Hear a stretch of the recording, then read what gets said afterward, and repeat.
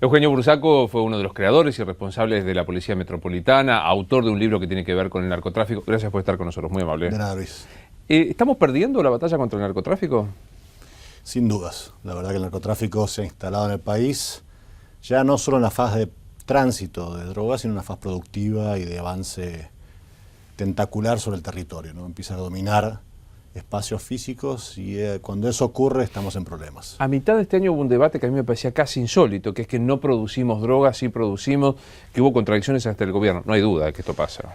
Lo viví en persona, hice un operativo de una banda importante, bolivianos y argentinos que operaban en la ciudad de Buenos Aires, y lo vivencié, 4 laboratorios, 2 en la ciudad de Buenos Aires, 2 en el conurbano. Tenían un taller donde desarmaban autos y los llenaban de droga con un nivel de profesionalismo y trabajo envidiable. Y era fundamentalmente producción de droga para el mercado local, digamos, para el consumo local.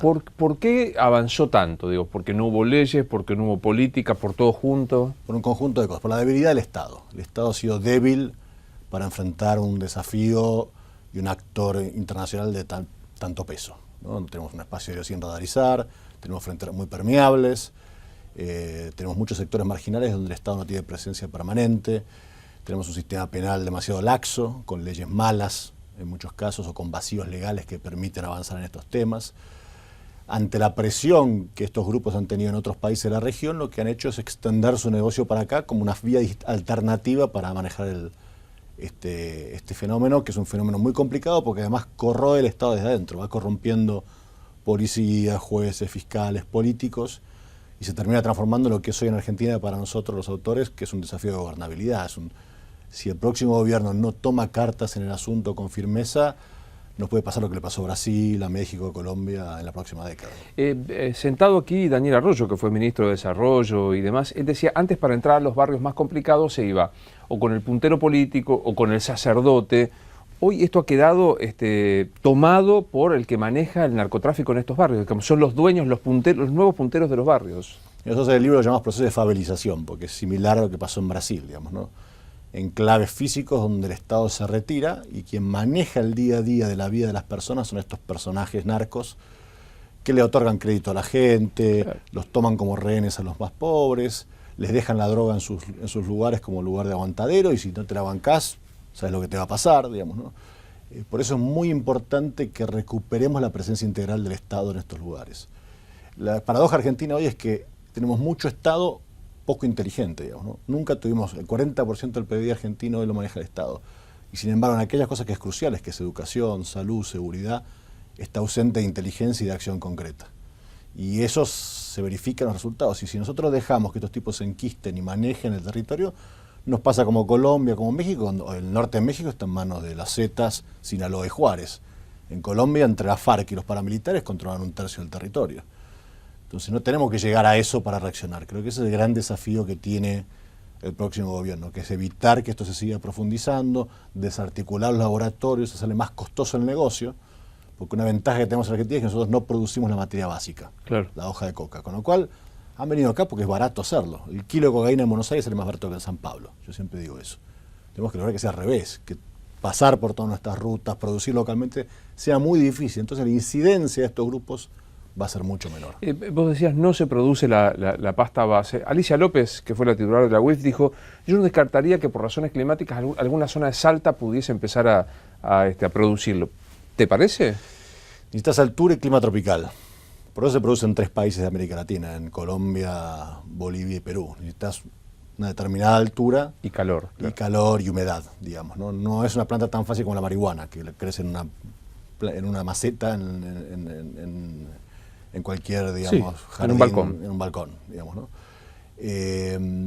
Y transformar la hoja de coca en pasta base lleva un montón de químicos y un proceso físico muy grande. O sea, de toneladas de coca es pocos kilos de pasta base. Lo que entra a Argentina es pasta base y si eso se transforma en clorhidrato de cocaína. Y el residuo de la pasta base, o sea, la pasta base mezclada con porquería o que no se termina de sintetizar, es el paco. Es lo que le dan los chicos para tenerlos agarrados como soldaditos en este negocio. El Estado, vos decías, ha sido un Estado muy grande, pero que no supo actuar. ¿Hubo solo negligencia o pensando en el caso de los Zacarías, con el ingreso de precursores químicos que de ninguna manera podían venir a abastecer el mercado farmacéutico argentino, o hubo complicidad? No, claramente hay algunos casos que hay complicidad. difícil de mencionar hasta dónde llega, pero está claro que Argentina necesita 200 kilos al año de efedrina para su industria farmacéutica. Y llegamos a importar 20 toneladas. O sea, son números demasiado bestiales, digamos, ¿no? Y justo cuando México prohíbe la importación de efedrina. Los carteles mexicanos, Juárez y Sinaloa, empiezan a triangular la efedrina a través de Argentina y de Brasil. Y eso cambió. Un kilo de efedrina en Buenos Aires salía $100, en un puerto en México salía 10.000. Ese era el negocio que hacían. Y la verdad que estaban entregando permisos de 1,5 toneladas, cuando todo el país importaba antes 200 kilos. Entonces, ahí es donde ya no es solamente desidia o inacción o ideología, sino es complicidad y corrupción. Contémoslo para los que no somos expertos, que la efedrina se usa en la industria farmacéutica para determinados medicamentos, ¿no? Descongestionantes, productos para adelgazar, pero la efedrina y la pseudoefedrina son el producto base de lo que se llaman las drogas de síntesis o sintéticas, que son el éxtasis, el cristal, estas drogas de los boliches nocturnos que hoy están muy de moda. De hecho, cuando se produce el crimen del general Rodríguez, que es el que hace estallar esto, un mes antes el ingeniero Maschwitz estalla un laboratorio de drogas sintéticas, que lo manejaba uno de los carteles mexicanos acá en Argentina, con mexicanos adentro. O sea, se produce un hongo, van los bomberos, la policía, y de repente se encuentran con un laboratorio industrial de drogas sintéticas. Esa es la amenaza grande que tienen países como Argentina, que tiene una fuerte industria farmacéutica y química, que es que la siguiente fase en el narcotráfico, que es la droga de síntesis, la que no tiene ningún producto natural, la que se hace en una cocina, como pasa en Breaking Bad, con esta serie, digamos, se instala en Argentina, porque al tener muchos productos químicos, muchos ingenieros, muchos especialistas, vos podés llegar a transformarte en una sociedad productora como es México. México es el segundo productor mundial de drogas sintéticas en el mundo. En el medio de esta realidad, debatir o poner en el tapete del debate, despenalizar alguna droga o todas, como dijo el padre Molina, para uso personal, ¿es un intento de política o qué? ¿O una cortina de humo? Es una irresponsabilidad, de eso estoy seguro. En un país donde hemos duplicado el consumo de drogas en una década, donde el fenómeno del narcotráfico está destrozando, o sea, permeando la sociedad en todos los niveles. Facilitar el acceso a la droga a los jóvenes es un contrasentido absoluto. Me parece que eso es un debate de sociedades que tienen un sistema de salud extremadamente desarrollado, que tienen un sistema social de contención muy fuerte, y aún así todo tuvieron que revertirlo. El caso de Holanda es el más paradigmático, tuvieron que volver para atrás en buena parte de lo que habían liberalizado, por el aumento de los costos de salud, por los aumentos de la inseguridad, porque le venían todos los europeos a drogarse a Holanda. Lo han prohibido en casi todos los Länder, que son las provincias holandesas, salvo en Rotterdam y en Ámsterdam. Pasaron de más de 1.000 coffee stores a menos de 200. Sacaron el hashish como droga habilitada. Claro. Entonces, si a ellos les fue mal o tuvieron una experiencia traumática, conflictiva, imagínate a nosotros que nuestro sistema de salud no puede hacerse cargo de los adictos que tenemos hoy, no puede rehabilitar a los chicos que tienen problemas hoy. Facilitarle la droga creo que es un mal proceso. Creo que en el debate de fondo lo que tenemos que discutir acá es por qué tantos chicos hoy consumen drogas, qué hemos hecho como sociedad para abandonarlos, para bajarles el umbral de riesgo, para no contarles la verdad. Creo que no me acuerdo de la última campaña de prevención seria en Argentina de adicciones, ¿no? Y eso también es parte del problema, ¿no? Tratar de, no con el dedo acusador, sino explicar a los jóvenes, bueno, cuáles son los efectos, qué te pasa en el cerebro, qué te pasa en los pulmones, cuáles son los daños a la salud, y que por lo menos los chicos tomen esa decisión con información. Claro. Digo, me parece también que hay que hacer autocríticas del periodismo como un debate cool sobre este tema, que queda como bien hablar de ciertas libertades individuales. Y a mí me gusta decir que es como un debate holandés, en donde las desigualdades sociales y la posibilidad de elección es mucho más real, en una realidad que no tiene nada que ver con Holanda, que es la nuestra, ¿no? Totalmente. Y las libertades individuales en realidad ya están resueltas, porque el caso Badaro ya resolvió la situación de tu ámbito privado y tu consumo en tu ámbito privado. Con lo cual, en realidad, lo que estamos haciendo es rediscutiendo lo que ya está resuelto por parte de la Corte Suprema, en un intento para mí de sí legalizar, que es el proceso de fondo. Que es como una gran falacia, porque, a ver, el crimen organizado existe siempre que hay una regulación del Estado. En el mundo se trafican seres humanos, órganos, armas, droga, y siempre van a haber drogas que están prohibidas, siempre van a haber grupos de edad que no van a poder consumir, los menores de edad. Con lo cual, en la medida que haya regulaciones del Estado, va a haber alguien que va a tratar de satisfacer ese mercado ilegalmente a través del delito. Esta experiencia está probada por cientos de años de miles de estudios, con lo cual pretender que hay una solución mágica al fenómeno de la criminalidad es un error. Y además evita hablar de un tema de fondo, que lamentablemente el consumo de ciertas drogas generan externalidades, o sea, generan daños a terceros. Muchos chicos drogados con drogas duras como el paco o la cocaína cometen crímenes atroces porque tienen dañado su lóbulo frontal del cerebro. Y la medicina en esto es contundente. En el libro fuimos a ver a los mejores epidemiólogos, médicos del cerebro y demás. No es que hay unos que piensan más o menos, no, todos te dicen, no, esto, vos le haces una tomografía computada a un adicto severo en el tiempo y el cerebro es un queso gruyere, entonces el chico no tiene los elementos para poder contener su violencia, su agresividad y demás. Y por eso te matan por una bicicleta, claro, por una zapatilla, por un teléfono celular. Entonces, si no comprendemos toda la complejidad de fondo, podemos cometer barbaridades. Y lo que dijo el secretario de Seguridad es una barbaridad. En un momento lo comparó a Pablo Escobar Gaviria con Robin Hood, ¿no? Lo cual termina poniendo manifiesto que en estos lugares estratégicos hay que tener gente idónea, hay que tener gente que sepa, que se maneje con mesura, que trabaje también. Creo que lo bueno es que han puesto el foco en la prevención, eso es muy importante, en la prevención, en la atención de los adictos, pero no le mandemos un mensaje, contradictorio a los jóvenes, porque si no, seguimos alimentando al monstruo. Una fantasía. Ahora digo, planteado esto desde la idoneidad, ¿Molina está a la altura de las circunstancias? Yo creo que no, yo creo que ha tenido 2 o 3 deslices serios que lo marcan, sus propios pares, curas, villeros, que están todo el día en eso, le han dicho, pará, ¿qué estás diciendo? Eso es una barbaridad. Legalizar todas las drogas, papá confunde legalizar con despenalizar, confunde términos, claro, que una persona técnica a ese nivel sabe de qué está hablando. Tiene que saber de qué está hablando. De vuelta, no puede decir, Pablo Escobar Gaviria mató a un candidato a presidente una semana antes de asumir, a 2 miembros de la Corte Suprema, inclusive el presidente.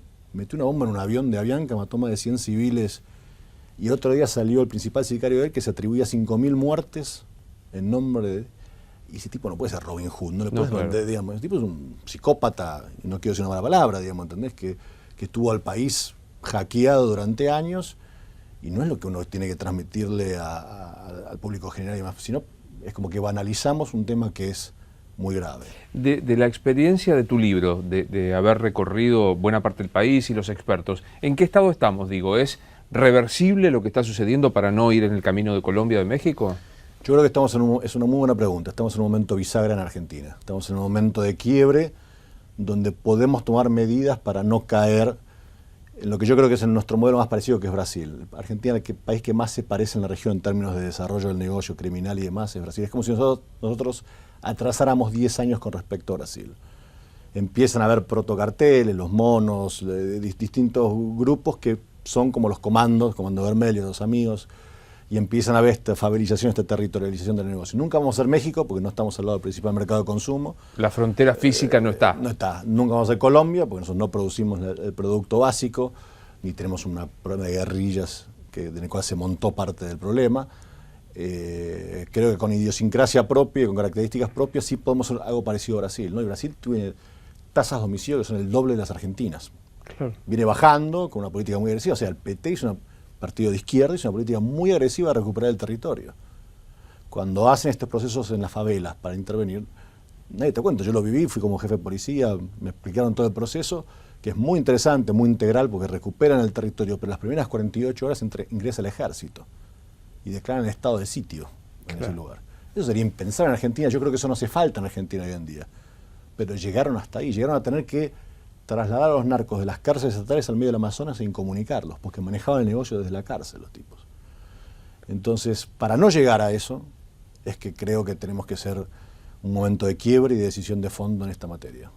Los puntos rojos o complicados de la Argentina en el narcotráfico, no se señala Rosario particularmente, pero digamos, ¿cuáles son los lugares más críticos? Bueno, Rosario es Rosario porque bajan las dos, ahí desembocan. Es un marihuana y cocaína, no hay demasiada vuelta. Logístico, no es por los rosarinos, que son maravillosos, y además es una ciudad encantadora y demás, pero por una cuestión estratégica conjugan las principales 2 rutas que vienen de Paraguay, de Bolivia, un puerto logístico importante, claro, y también un contexto socioeconómico complicado que generaron como este cóctel explosivo. Pero la verdad que fenómenos similares se viven en el Gran Buenos Aires, en el Gran Córdoba, hay ciudades como Comodoro Rivadavia que tienen 15 homicidios, casi 1.000 habitantes, no están tan lejos de Rosario. Mar del Plata está complicada, Gran Mendoza también tiene situaciones complicadas, y se esboza este fenómeno de control, lo de la Yaqui fue en Mendoza, digamos, ¿no? La tipa que controlaba el negocio narco, que ahora parece que se extendió a Neuquén. Entonces, estamos en una etapa de iniciática del problema y por eso hay que poner un quiebre. Nosotros en el libro dedicamos todo el último capítulo a una serie de propuestas específicas. Mencionamos para mí algo que es vital, que es crear una agencia contra el crimen organizado, que ponga foco, donde pongamos a los mejores, les paguemos bien y vayamos a fondo contra el eslabón del negocio para generar resultados concretos. Y que no es nada nuevo, es algo que han hecho otros países y les ha ido bien en esto. Claro.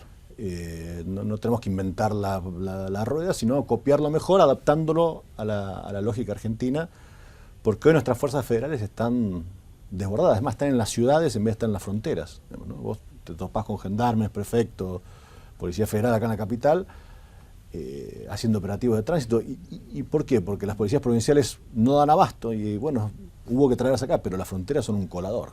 En lo personal, bueno, aparte de recomendar mucho la lectura de tu libro, en lo personal, ¿tu futuro político cuál es? ¿A qué aspirás?